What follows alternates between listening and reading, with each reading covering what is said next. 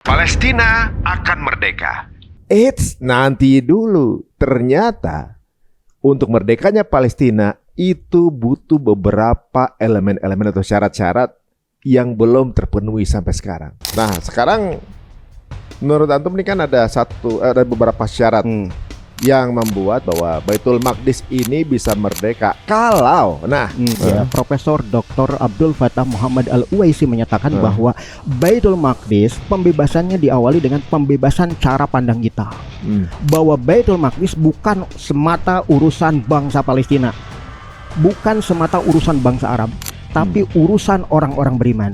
Berdirinya negara-negara bangsa di sekeliling Baitul Maqdis yang tadi disebut ya kerajaan Saudi atau Emirat dan lain sebagainya, itu sesungguhnya keberadaan negara Zionis itu adalah layaknya bayang-bayang dari negara-negara yang ada di sekelilingnya. Artinya apa? Artinya kalau negara-negara yang ada di sekelilingnya tidak ada, maka bayang-bayangnya pun nggak ada.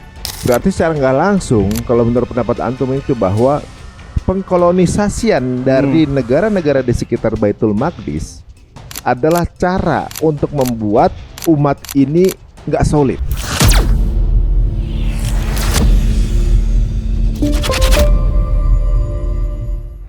Apa syaratnya? Ayo kita ngobrol dengan guru kita Ustadz Salman Iskandar. Assalamualaikum warahmatullahi wabarakatuh. Waalaikumsalam warahmatullahi wabarakatuh. Alhamdulillah kita kedatangan Ustadz Salman nih teman-teman semuanya ya. Beliau ini bisa dibilang dalam pembahasan seperti ini, waduh, rinci banget nih. Sebelum syutingnya saya udah di blender dulu nih mengenai banyak pengetahuan yang belum saya dengar juga, dan alhamdulillah akhirnya ada diberikan keluasan untuk bisa ngobrol bareng kita di sini.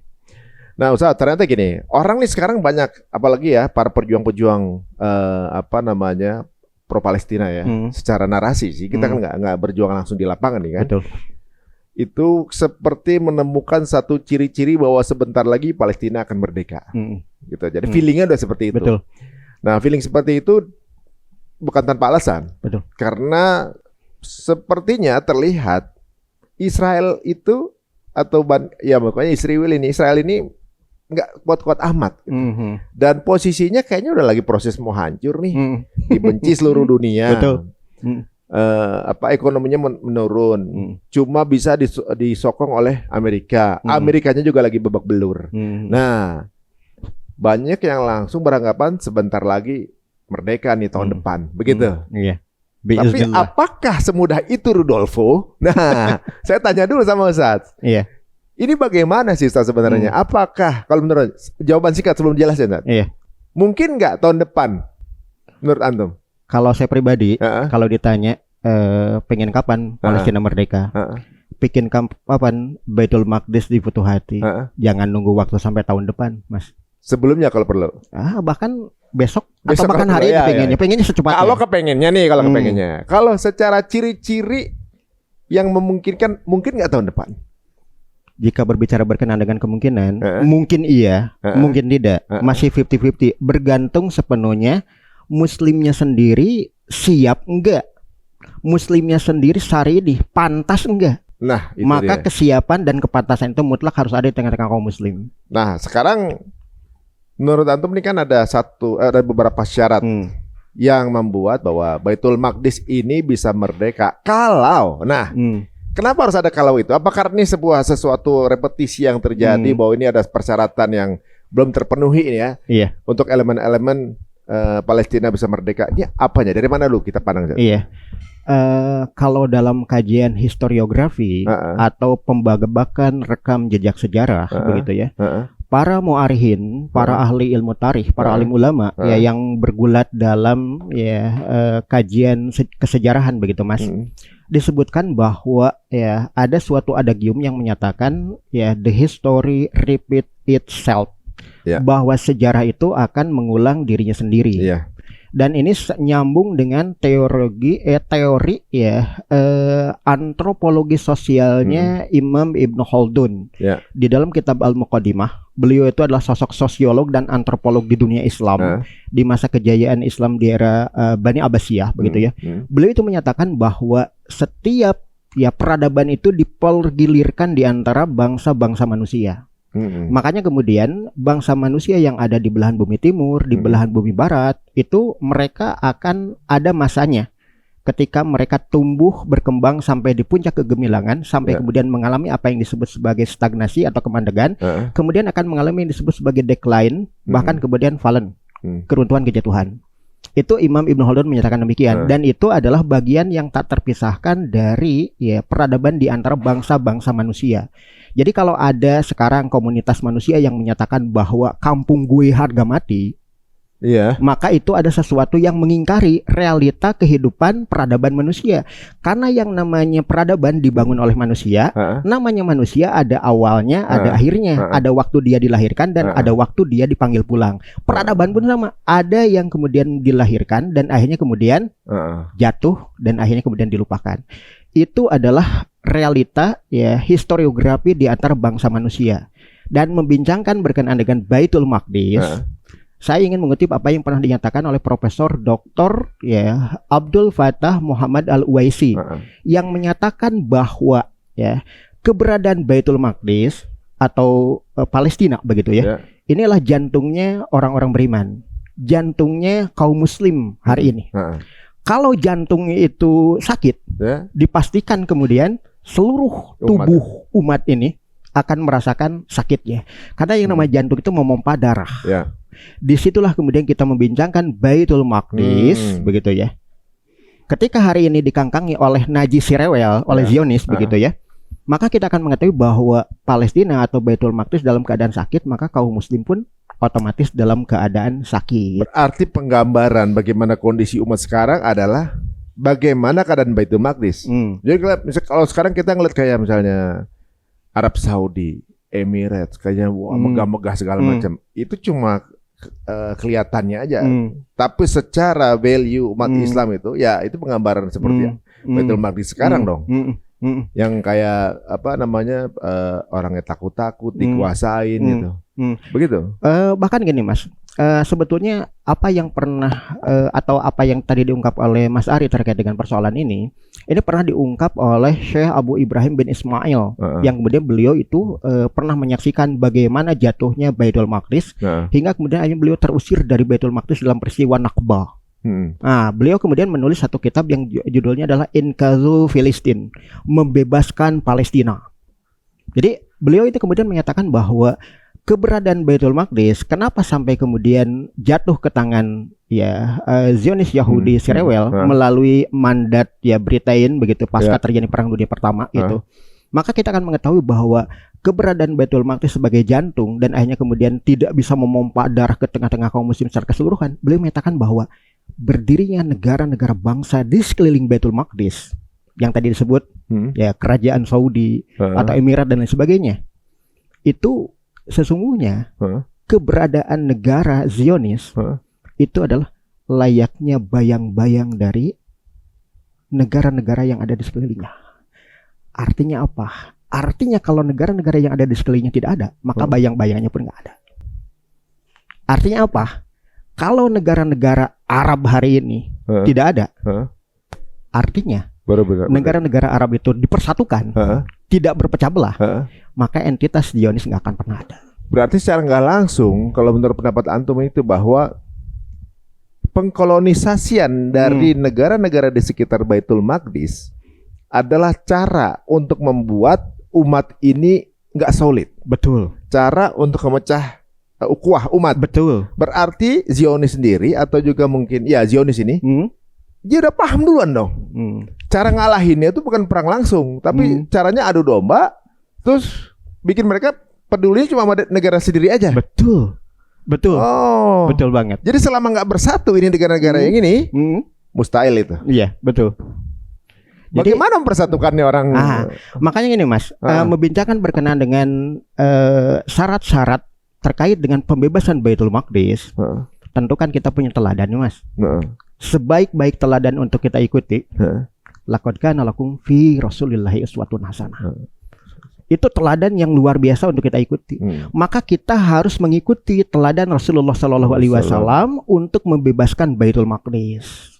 Makanya kemudian sebagaimana apa yang tadi dikatakan di awal, ya, Profesor Dr. Abdul Fattah Muhammad Al-Uwaisi menyatakan bahwa Baitul Maqdis pembebasannya diawali dengan pembebasan cara pandang kita. Bahwa Baitul Maqdis bukan semata urusan bangsa Palestina, bukan semata urusan bangsa Arab, tapi urusan orang-orang beriman. Jika Mas Ari, saya mengaku sebagai orang-orang beriman, maka kita pun memiliki fokus yang sama, memiliki visi yang sama, memiliki misi yang sama, memiliki strategi yang sama, cara pandang yang sama tentang Baitul Maqdis. Maka kalau kita punya visi, misi, strategi, cara pandang yang sama tentang Baitul Maqdis, maka kita sudah satu tahap untuk pembebasan Baitul Maqdis. Jadi dari cara pandang kita aja sepertinya. Jadi berarti gini kan, umat-umat Nabi ini berarti itu adalah sebuah kewajiban memikirkan Baitul Maqdis. Itu kewajiban. Karena gini Mas, semenjak Adam alaihissalam ini kemudian diturunkan oleh Allah Subhanahu wa taala dengan mengemban misi mulia sebagai khalifah fil ard, pemimpin ya di atas permukaan bumi.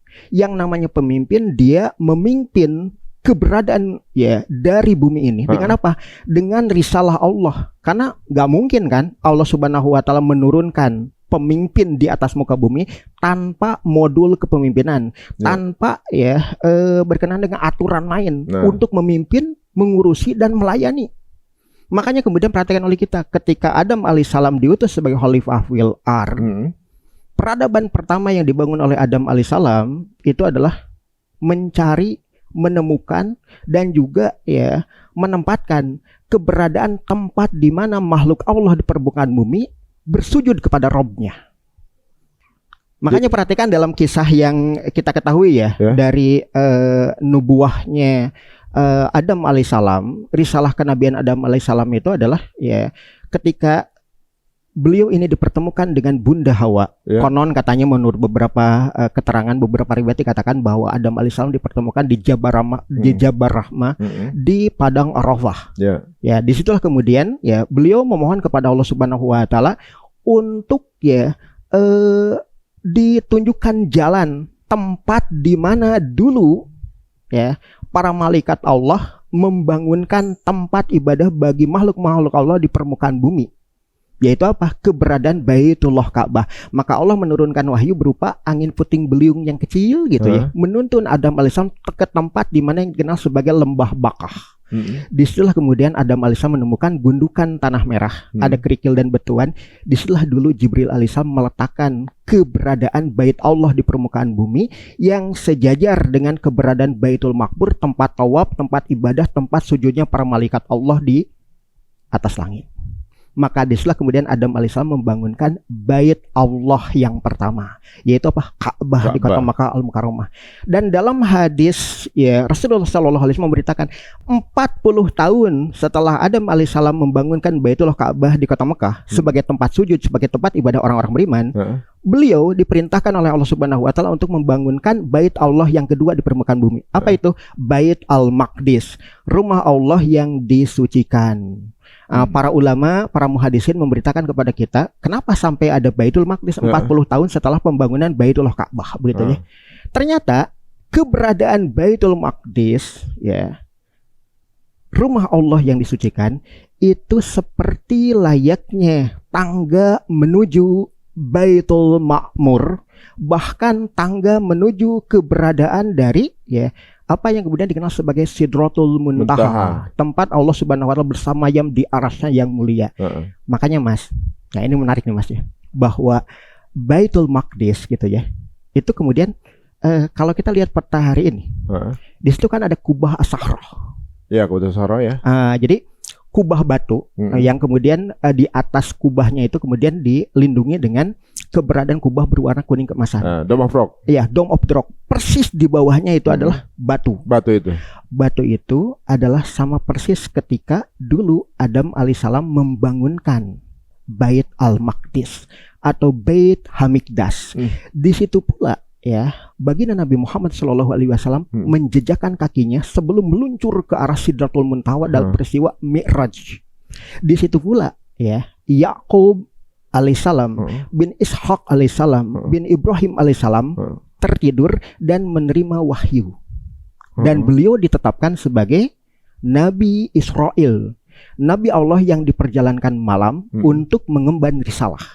Dan di tempat itu pula keturunan dari Yakub bin Ishak bin Ibrahim alaihissalam, yaitu Sulaiman alaihissalam bin Daud alaihissalam, membangunkan masjid, tempat bersujud. Itulah yang disebut sebagai Bait Hamikdas atau Bait Al-Maqdis, yang disebut oleh orang-orang Bani Israel itu sebagai the Temple of Solomon atau Haikal Nabi Sulaiman.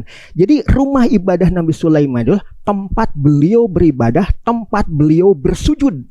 Kita orang-orang beriman di masa kekinian, umat Muhammad Rasulullah SAW menyebut rumah ibadah atau tempat bersujud itu masjid. Makanya Rasul menyebut keberadaan komplek dari Masjidil Aqsa itu disebut sebagai Al-Qud atau juga Bait Al-Maqdis. Jadi teman-teman semua ini makin kaya jadi informasinya. Kalau saya waktu zaman Aqsa ada versi Israelnya nih, izin nih. Mereka tuh selain yang tadi Nabi Adam, mereka juga percaya dulu pengorbanannya Habil Qabil tuh yang diterima itu di Batu Soro itu. Kemudian Nabi Nuh ketika selamat kan dia berkurban juga gitu, mereka kan berkurbannya di situ juga. Kemudian kalau mereka percaya Tauratnya Nabi Musa tuh tabak apa gitu, apa namanya di tabut Sulaiman. Itu kan ada di peti ya. Itu ada di tengahnya batu itu kan ada kotak gitu. Mereka percaya ada dalam situ. Nah kemudian ketika dalam Islam Rasulullah juga Isra Mi'raj dari situ, mereka punya pemahaman bahwa lah ini the gate of heaven, dibilang gitu. Lah ini pintunya nih ke surga tuh yang ini, bukan di Mekah.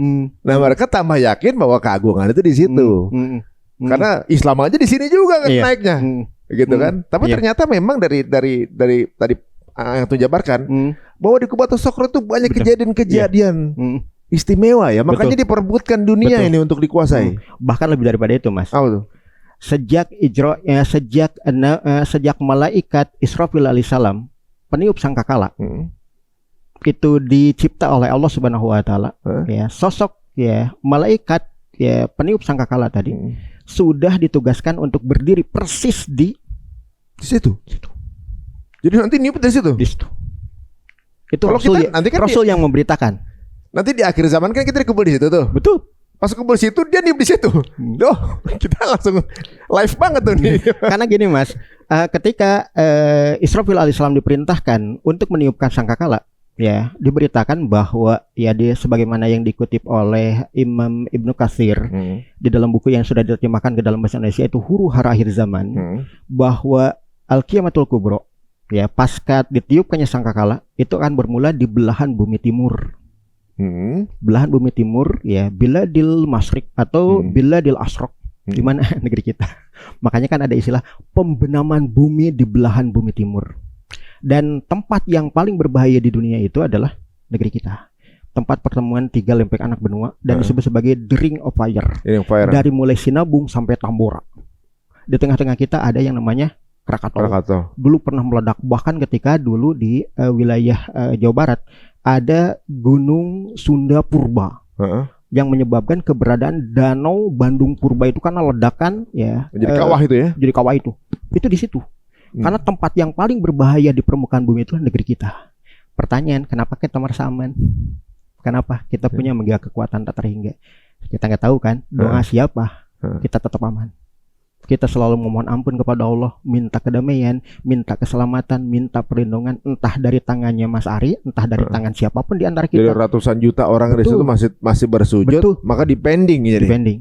Makanya kemudian kita mengetahui bahwa Allah Subhanahu wa taala tidak akan menempatkan azab terakhirnya itu datangnya Qiyamatul Kubro ketika masih ada orang-orang yang bersujud, masih ada orang-orang yang melisankan bahwa mereka adalah hamba Allah yang beriman kepadanya.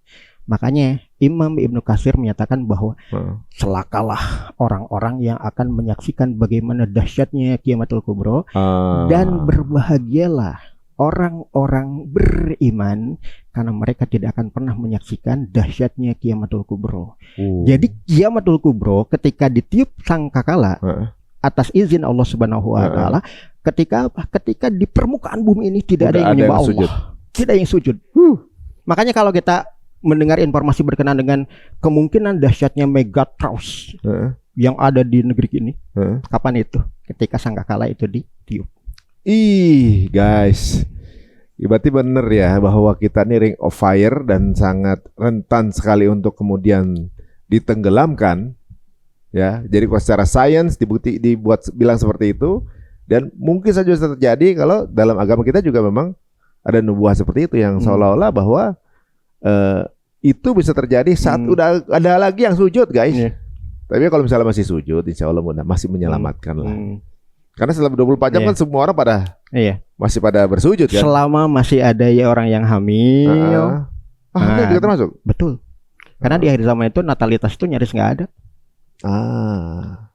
Oh, jadi sekarang masih jauh lah ya masih agak jauh, mudah-mudahan masih jago ya. Selama kita masih beriman, masih ditahan, masih ditanda. Pada saat orang udah pada cuek dengan agama gitu ya, barulah ini mungkin tanda-tandanya nih. Karena Islam tidak dikenal, bahkan kemudian Mekah pun, Masjidil Haram pun jadi ladang-ladang penggembalaan sebagaimana dulu di era paganisme. Nanti. Oh, oke. Bahkan Baitul Ka'bah dihancurkan kan? Diruntuhkan oleh orang yang nggak tahu ini batuan apa. Kayak orang-orang dulu menemukan candi gitu. Menemukan arca, menemukan atap. Ini apaan gitu. Kayak gitu karena tidak dikenal.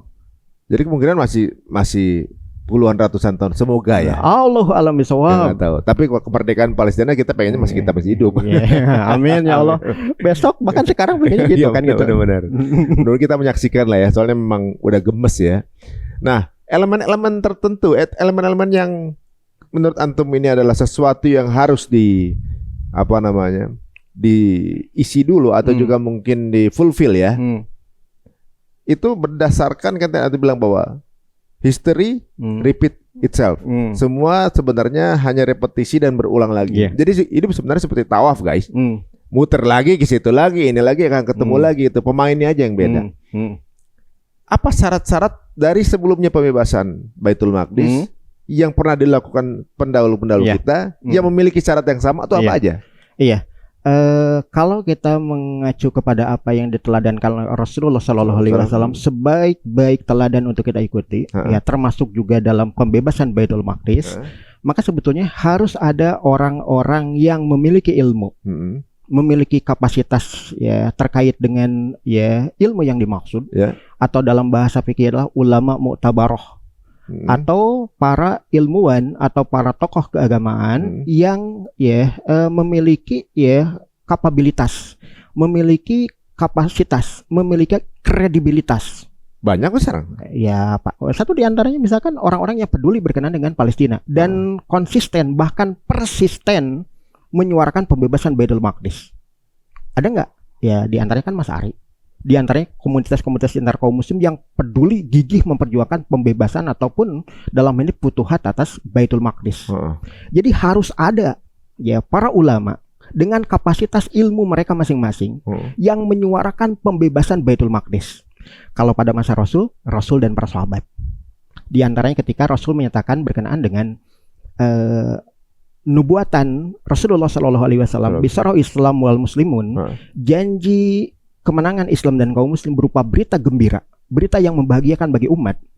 Ketika baginda Nabi Muhammad Shallallahu Alaihi Wasallam ini kemudian ya menyatakan terkait dengan Quran surat At-Tin misalkan, wattini wazaitun waturi sinin wa hadzal baladil amin.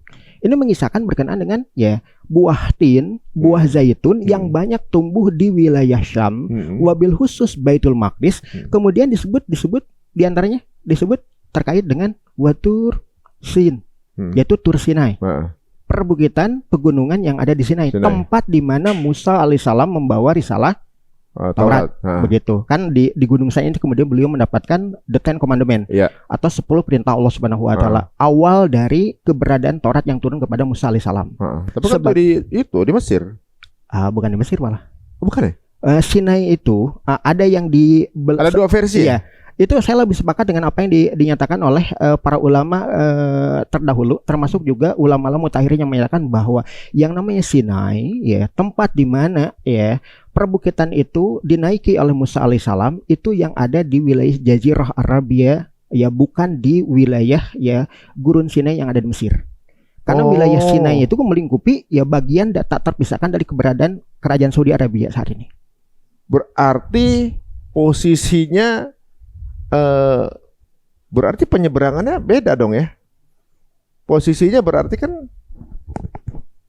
iya, kalau Sinainya di situ, kalau nyebrangnya ke sana, Nabi Musa nyebrang lautnya, berarti Laut Merah kan? Iya, Laut Merah. Laut Merahnya yang ke Arab dong. Laut Merahnya ke Teluk Aqabah, ke wilayah Palestina. Karena itu adalah wilayah teluk yang paling dekat dengan Ardul Muqaddasah atau Ardun Ma'ud atau yang disebut sebagai Darussalam, tempat yang memberikan jaminan keamanan, keselamatan bagi orang-orang beriman, yaitu Bani Israel yang dibawa oleh Musa alaihissalam. Masuk akal. Soalnya begini, kalau misalnya Laut Merahnya itu kalah Aqabah, gitu kan, dari Mesir ke sana. Betul. Kalau misalnya bukit Sinainya ada di Mesir, lah kan dia dari Mesir. Iya. Nyebrangnya kemana? Nyebrangnya kan ke Arab dong ya. Iya. Ke Arab atau ke seberang Arab dan atau ya Arab ya. Iya. Arab atau Aqabah seberangnya tuh. Nah itu masuk tuh. Iya. Ya tapi berarti ada dua versi ya. Ada yang di Mesir, ada yang di Arab. Tapi yang di Arab ini kurang populer kayaknya. Iya. Karena jarang dipopulerkan, bahkan itu ditutup-tutupi oleh pemegang otoritas dunia hari ini.